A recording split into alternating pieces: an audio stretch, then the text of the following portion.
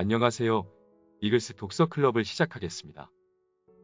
오늘은 데일 카네기 인간관계론이란 책으로 함께하도록 하겠습니다. 이 책에선 성공의 힘은 사람의 마음을 사로잡는 능력에 달려있다고 이야기하는데요. 이 시간엔 저자가 이야기하는 여러 원칙 중 사람을 설득하는 원칙 2가지를 다루려고 합니다. 첫 번째, 스스로 생각하게 하라. 우리는 타인의 강요에 의한 의견보다는 자기 스스로 생각해낸 의견을 훨씬 더 소중하게 여긴다고 합니다. 따라서 남에게 자신의 의견을 강요하는 것은 근본적으로 잘못된 것이라 할 수 있습니다. 암시를 해주고 결론은 상대가 스스로 생각하게 하는 것이 보다 현명한 방법이겠죠. 2가지 예를 들어볼까 합니다.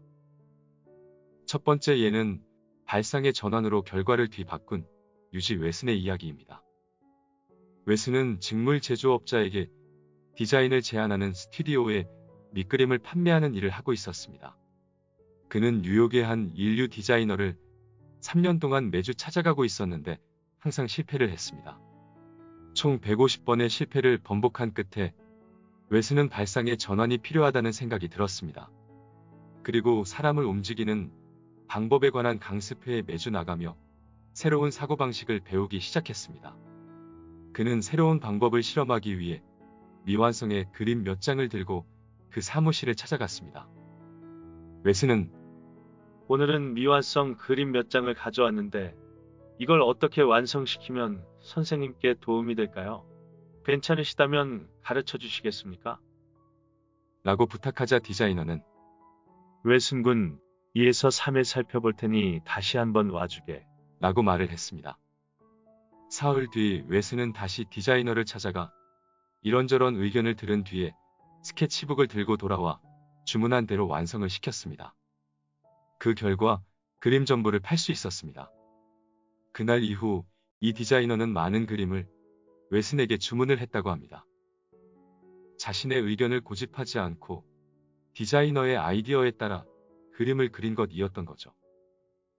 2번째 예는 아돌프 젤츠의 이야기입니다.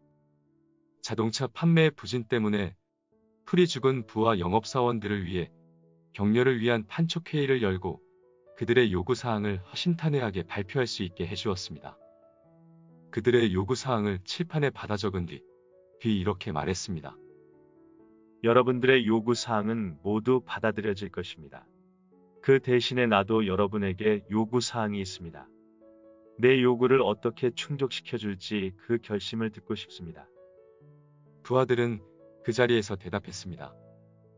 충성을 맹세하는 사람도 있었고 팀워크를 약속한 사람도 하루 8시간 충실히 일하겠다는 사람도 그 중에는 14시간 근무도 감수하겠다는 사람까지 있었습니다.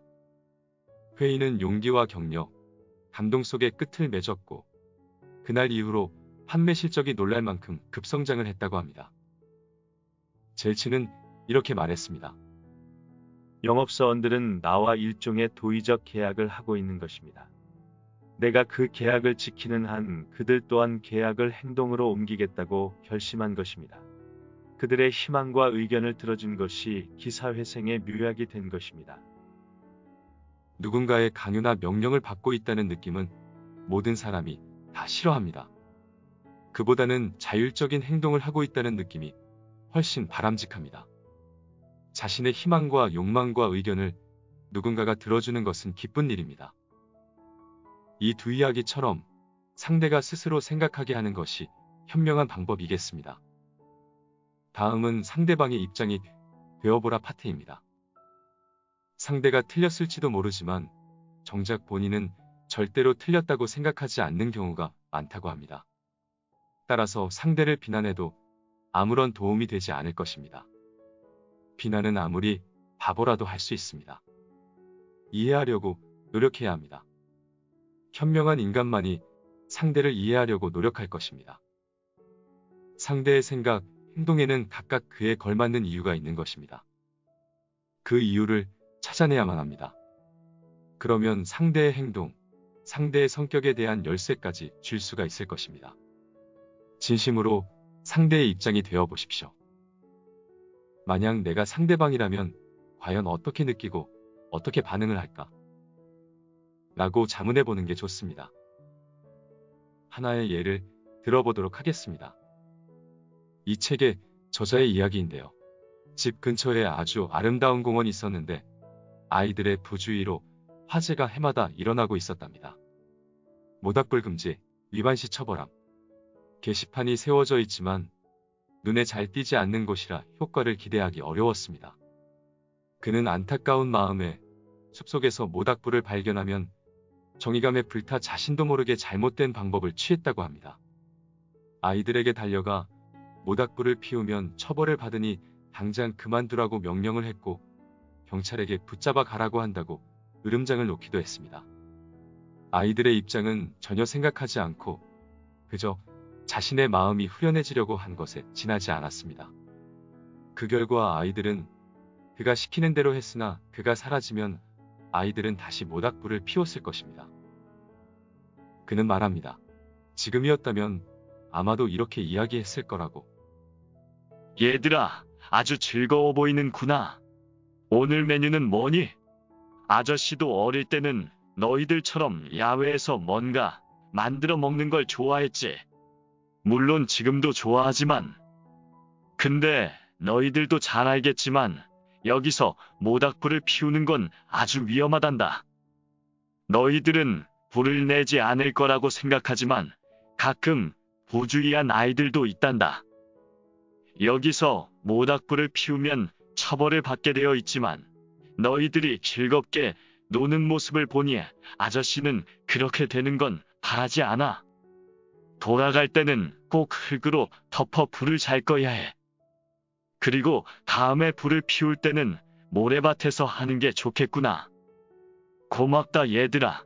그럼 재미있게 놀아라. 누군가에게 불을 끄라고 한다든지 세제를 사다 달라고 부탁한다든지 적십자에 $50를 기부해 달라고 하는 등 타인에게 뭔가를 부탁하려고 할 때는 먼저 눈을 감고 상대의 입장에 서서 한 번쯤 생각해 보는 것은 어떨까요? 어떻게 하면 상대방이 그것을 하고 싶어 할까? 하고 생각해 보는 것입니다. 이 방법은 귀찮을 수도 있을 겁니다. 그러나 이 방법 덕분에 자신의 편이 늘어나고 쉽게 좋은 결과를 얻을 수 있을 거라 생각합니다. 오늘 하루도 상대 입장에 서서 생각하고 행동할 수 있는 하루 되시길 바랍니다. 좋은 하루 되세요.